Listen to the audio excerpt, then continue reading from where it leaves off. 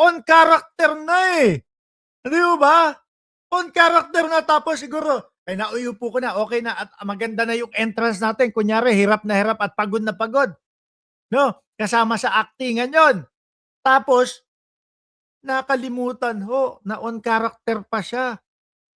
Napipick upin yung iba. Nawala yung pagod agad, oh. Oh, Sir, excuse lang po. oh. Oh, di ba?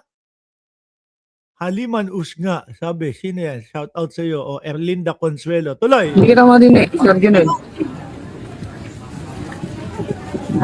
Yung parang lupaypay galing sa gera, galing sa putukan. Tapos kapag ano na, nung naiupo na yung dalawa, bumalik. Wala naman po talaga. Oh. Bumalik. Nakalimutan yung pag-acting. Naku po, kailangan nyo pong magkonsulta kay Direk Lino Cayetano. Kaya lang ang sabi ni nung kapatid nila na si Direk Lino Cayetano mga bossing, isa siya doon sa magsusulong na wala ng Cayetano kahit si Direk Lino Cayetano ang uupo sa kahit na anong government position mga kababayan. Biruin mo, kapatid nila mismo. At congratulations siya kung di ako nagkakamali, General Manager ng PTV4. No, paki-correct na lang po ako kasi hindi ko napukusan maigi yung posisyon ni Director Lino Cayetano. Congratulations sa inyo. At kami ay patuloy na sumusuporta sa the good ones na Cayetano po. Ngayon mga kababayan, ito naman kasi, kay John Vic muna tayo bago tayo rumekta doon sa malaliman. Nag-i-explain si John Vic Remulla, mga kababayan, na siya daw po ay wala, kumbaga, parang nagulat lang siya. Ganun. No? Nagulat lang siya.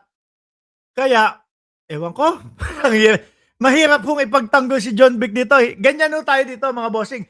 Although sinusuportahan natin si John Vic Remulla, sinusuportahan natin si Ombudsman Boying Remulla, mga boss chief amo, sir. Pero mahirap pong ipagtanggol si John Vic dito eh.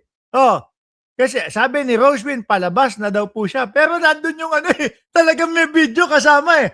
Tumutulak eh. Tayo kasi, hindi tayo kagaya nung DDS. Palabas na ako eh.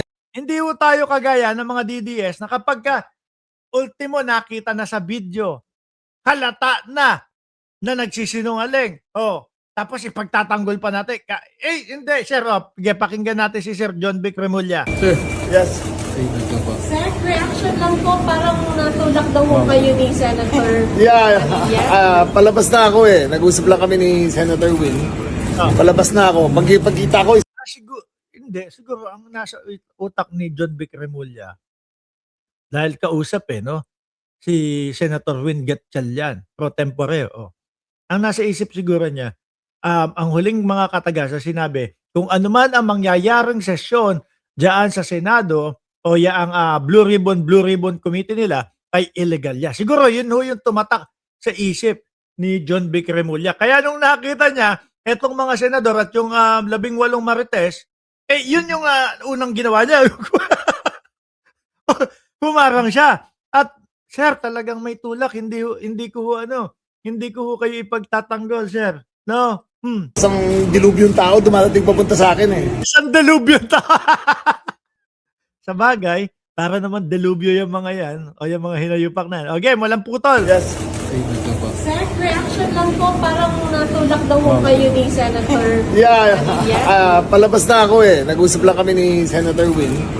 Palabas na ako. Pagkita ko, isang dilubyong tao dumadating papunta sa akin eh. Isang dilubyo. Kung hindi ko protect ang sarili ko, sa may pintuan na yan eh. Madadagadan ako. Hindi sir, dapat medyo gumedli ka na lang. Kumano ka ng konti. O kaya, sige. Kagaya nung ginagawa natin kapag tayo mga kababayan ay nasa Divisoria. Di ba? Nagsisiksikan ang tao. Ganun yung gaganon ka na lang. Okay, sige. Hindi, nakita namin kasi nakaganon mga kababayan eh. Di ba? Talagang nakapangontra. Hindi naman po namin kayo masisisi dyan. Sabi ko nga po, ultimo po ang mamamayang Pilipino eh alam na yung kila Marcoleta eh hindi na legal yun at wala na, hindi na mailalagda sa Senado yun. So I had to... Hindi pong itigil. Hindi, I had to protect myself kasi siguro they were mga 50 sila eh. Oh. Diba? Pumunta ako Mga 50 delubyong tao daw ho, mga kababayan. dito para mag-confer lang kay Senwin regarding security procedures. Nung paalis na ako, biglang nag-delubyo na rito. I just had to protect. Ano ibig sabihin sa inyo ng delubyo? Kasi sa amin, kapag ka ang delubyo, sa akin siguro, baka ako lang ang maling Tagalog, gano po. Ang delubyo parang iba negatibo ang dating nun eh.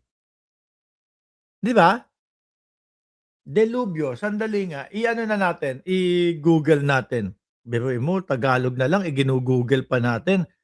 Kasi para sa akin, negatibo ang ang delubyo Delubyo in English.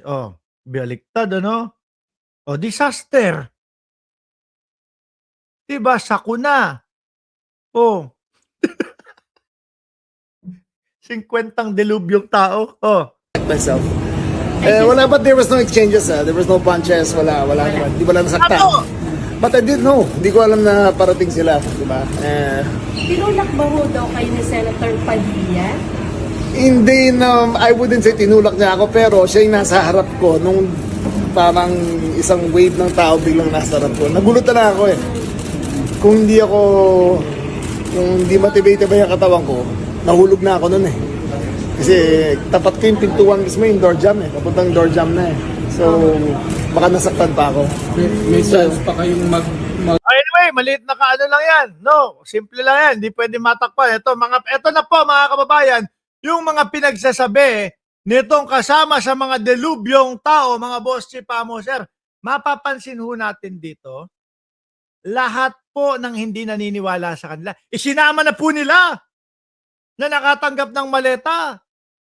Baka ho ako, wag ho kayong magugulat mga boss chief mo, sir, kung sakali po na si Mark Ramos ay meron silang inilabas na picture na ako ay may dalang maleta. Like example, sa airport, wag po kayong magugulat kung pati po ako isama na nitong mga ito doon sa kanilang maleta, mga kababayan.